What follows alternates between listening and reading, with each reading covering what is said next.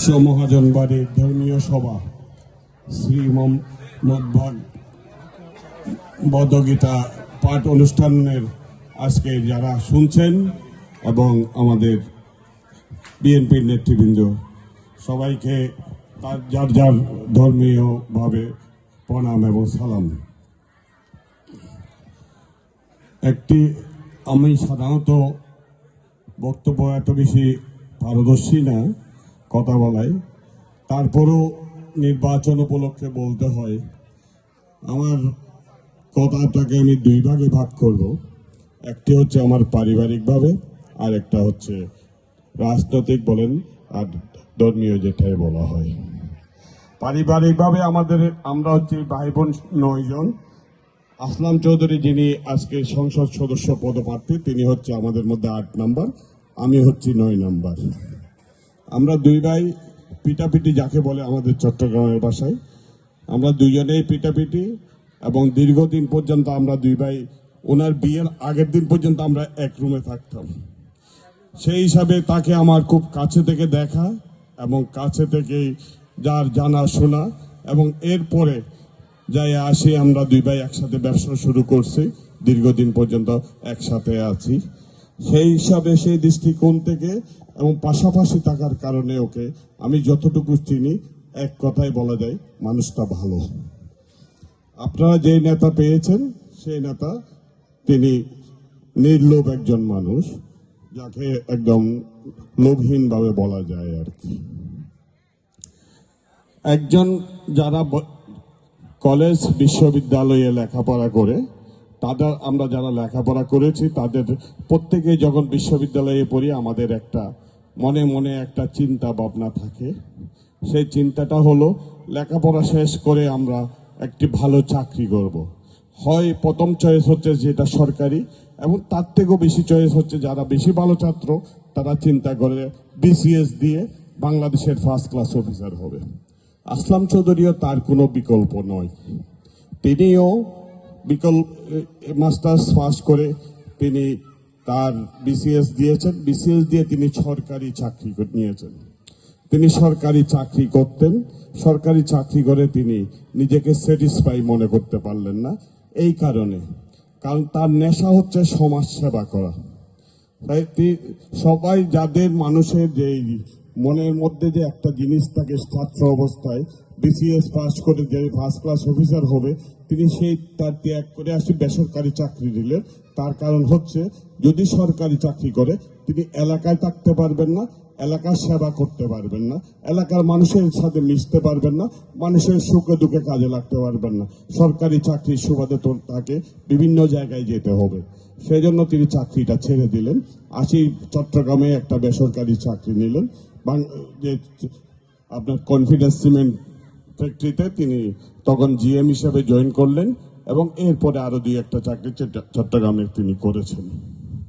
তিনি যখন তার নেশা হচ্ছে সমাজ সেবা করা, চাকরি করা অবস্থায় তিনি বাংলাদেশ বিশ্বের একটা আপনার আন্তর্জাতিক সেবা সংগঠন আছে লায়নিজমে তিনি জয়েন করলেন, এবং বাংলাদেশের ডিস্ট্রিক্ট গভর্নর হিসেবে তিনি সর্বোচ্চ পদ গ্রহণ করেছিলেন।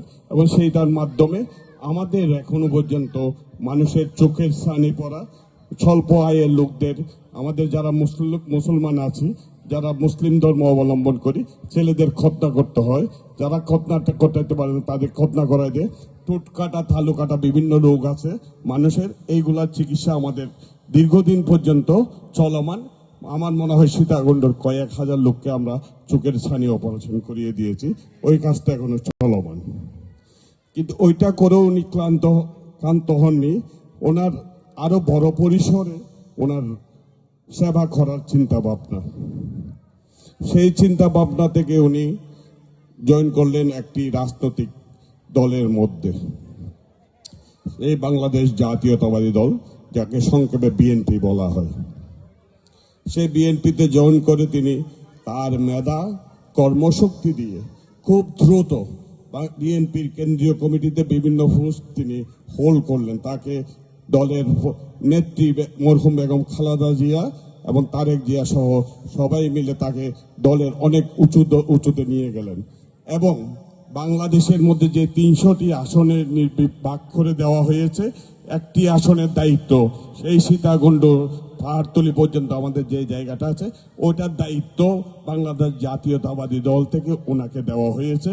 আগামী 12 তারিখ যেই নির্বাচন, এই নির্বাচনে যদি আমরা এলাকার লোক হিসাবে যদি এই 300 জনের মধ্যে থেকে তাকে প্রথমে নির্বাচিত করতে হবে, 300 জনের পার্লামেন্ট মেম্বার তাকে বানাতে হবে। এর মধ্যে আমাদের যেটা করণীয় হচ্ছে, এলাকার মানুষের, যেহেতু আমরা ভাটিয়ারির বাসিন্দা, সলিমপুরও আমাদের নেবার ইউনিয়ন, মানে আমাদের পার্শ্ববর্তী ইউনিয়ন, আমরা ভাটিয়ারির বাসিন্দা হলো, আমরা ঘর থেকে বের হলে বের হয়ে হচ্ছে সলিমপুর দিয়ে। আমরা সেই জন্য সলিমপুরকেও আমাদের নিজস্ব ইউনিয়ন মনে করি। আর এই লতিফপুরে তো আমার ছাত্র জীবনের বেশিরভাগ সময় এখানে কাটতো। এখানে আমার অনেকগুলো বন্ধু বান্ধব ছিল, এখনো অনেকে আছে, দেশের বাইরে আছে কেউ কেউ। তাই এখানে এই যে মুকুল আমাদের সমবয়সী এবং আমার ক্লাসমেট ছিল, আমরা একসাথে এখানে খেলাধুলা সবগুলা করছি। এখন আমাদের করণীয় হচ্ছে আগামী 12 তারিখ যদি আমরা বিপুল ভোটের ব্যবধানে যদি আসলাম সাহেবকে যদি এখান থেকে সীতাকুণ্ড এই আসন থেকে যদি নির্বাচিত করতে পারি, নির্বাচিত করে যদি সংসদে পাঠাতে পারি বিপুল ভোটের ব্যবধানটা যদি আমরা বাড়াই দিতে পারি, তাহলে আমরা যে 300 জনের মধ্যে যার নাম লেখানো হয়েছে তাকে বাংলাদেশের 20 জনের মধ্যে আমরা নিয়ে আসতে পারবো ইনশাআল্লাহ। এইটা আমরা মনে করি। সেই জন্য আপনাদের কাছে আসা, আপনাদের দোয়া চাওয়া, আপনাদের আশীর্বাদ চাওয়া, আপনাদেরকে ভোট কেন্দ্রে যাওয়ার জন্য অনুপ্রেরণা যোগানো। এখানে আমি জানি আপনারা সবাই সচেতন।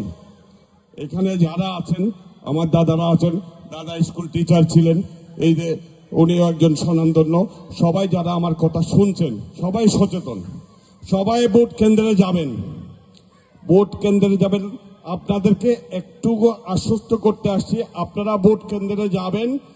আমাদের এইখানে যারা আছে ডান পাশে, ওনারা আপনাদেরকে ভোট কেন্দ্রে যাওয়া, ভোট দেওয়া, ভোট থেকে বাসায় ফেরা পর্যন্ত আপনাদেরকে ওনারা পাহারায় রাখবে এবং আপনাদেরকে যেন কেউ কোনো প্রকার কটূক্তি, কোনো প্রকার কোনো কুকথা, কোনো কিছু যেন বলতে না পারে, সারাক্ষণ আপনাদেরকে চোখে চোখে রাখবে। এটা আমাদের নির্দেশনা এবং এটা পালন করতেই হবে। তাই সবাইকে বলবো, প্রথমে নির্দ্বিধায় আপনারা ভোট কেন্দ্রে যাবেন। ভোট কেন্দ্রে গিয়ে যে কয়জন প্রার্থী আছে সবার যোগ্যতম ব্যক্তিকে আপনি নির্বাচিত করবেন। সবাই আপনারা ঘরের মধ্যে আলোচনা করবেন। আমি যে প্রার্থী নিয়ে আসছি ওনার নাম হচ্ছে আসলাম চৌধুরী, মার্কা হচ্ছে ধানের শীষ। আমি মনে করি এবং আমার সাথে যারা আছে, যারা এখানে আসছে, সবাই মনে করে উনি যে কয়জন প্রার্থী আছে সবার থেকে যোগ্য। সেই জন্য আপনাদের কাছে ভোট প্রার্থনা করতে আসছি। আপনাদের সাথে যদি এই 12 তারিখ ওনাকে যদি আমরা ভালোভাবে নির্বাচিত করতে পারি, আমাদের মনে হয় আপনাদের আশীর্বাদে উনি বাংলাদেশের 20 জনের একজন হইতে পারবে। আপনাদের সেবা করার জন্য আরো সহজ সরল পথ তিনি বের করতে পারবেন। আরেকটি কথা যেটা হচ্ছে, কথায় কথায় আগে বলতো সংখ্যালঘু। আমি এখানে আসছি আপনাদের সামনে মানুষ হিসাবে। আমি মানুষ, দাদা মানুষ, আপনারা যারা আছেন সবাই মানুষ। সবাই যার যার অধিকার, এখানে আমি কারো সংখ্যালঘু বলবো না, সংখ্যাগুরু বলবো না। মানুষ হিসাবে আমরা জন্মেছি, মানুষের অধিকার নিয়ে আমরা বাঁচব। আমাদের যার যার ধর্ম সে পালন করব, কোনো ধর্মকে আমরা কটূক্তি করব না। আমরা যারা ধর্মীয়ভাবে ধর্ম নিয়ে কাজ করে, আপনাদের মধ্যেও কিছু আছে যারা ধর্ম নিয়ে কাজ করে, ওরা অন্যজনকে বুঝায় আনতে পারলে ধর্মান্তর হবে, এটা হচ্ছে যার যার ব্যক্তিগত ব্যাপার। আমরা যারা মুসলমান আছি, আমাদেরও কিছু মানুষ আছে ধর্ম নিয়ে কাজ করে, তারা ধর্মের কাজ করুক, এটা নিয়ে আমাদের কোনো দ্বিধা নাই। আমরা যারা মানুষ হিসেবে আছি, যার যার ধর্ম তারা পালন করি, এইখানের মধ্যে কোনো দ্বিধা থাকতে পারবে না। যার যার ধর্মের যার যার নিয়ম নীতি অনুযায়ী আমরা যেভাবে ঈদ পালন করব, আপনারা সেইভাবে আপনাদের দুর্গা পূজা পালন করবেন, আপনাদের সরস্বতী পূজা পালন করবেন, আপনাদের কালী পূজা আপনারা পালন করবেন। এতে আমাদের যারা আমরা মুসলমান ধর্ম অবলম্বী আছি তাদের কোনো সমস্যা নাই। শুধুমাত্র একটাই জিনিস থাকবে, হচ্ছে আপনার ধর্ম পালন করার সময় যেন আমাদের ধর্মের কোনো ব্যাঘাত না হয়। আমরা চেষ্টা করব আমাদের ধর্ম পালন করার সময় যেন আপনাদের কোনো ব্যাঘাত না হয়। যে নামাজের সময়টুকু থাকবে, আপনারা ওই সময় যে আওয়াজটা যেন, মাইকের আওয়াজটা যেন বন্ধ থাকে। এটা আমরা তো সম্প্রীতির বাংলাদেশ, সম্প্রীতি আমরা ওইভাবে রক্ষা করব।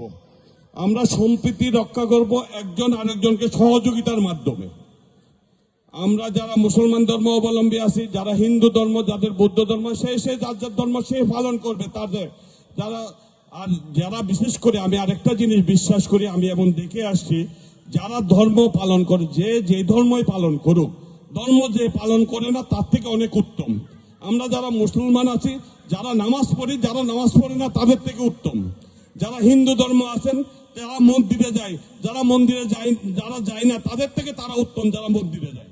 যারা বুদ্ধ ধর্ম যারা আছে, যারা গির্জায় যায়, যারা যায় না তাদের থেকে তারা উত্তম।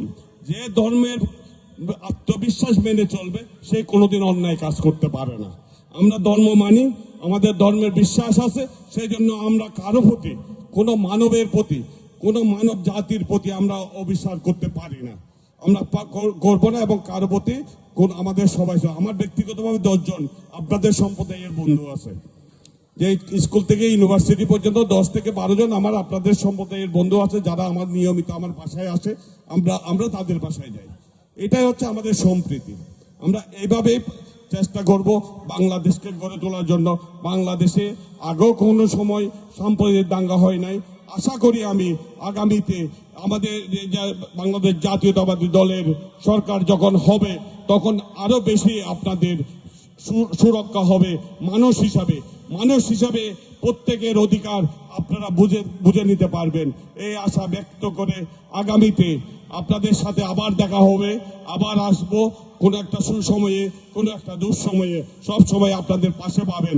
আমাদের বাড়ি আপনাদের থেকে বেশি দূরে নেই, খুব অল্প সময়। আর তাছাড়া যারা এখানে উপস্থিত আছেন, স্রোতের মাধ্যমে হলে আমাদের খবর দিলে আমরা আপনাদের পাশে আসি, দাঁড়াবো। সবাই ভালো থাকবেন, সবাই সুস্বাস্থ্য কামনা করে এখানে শেষ করছি। ধন্যবাদ সবাইকে। সবাই 12 তারিখ যাবেন। মার্কাটা কি? সবাই বলো।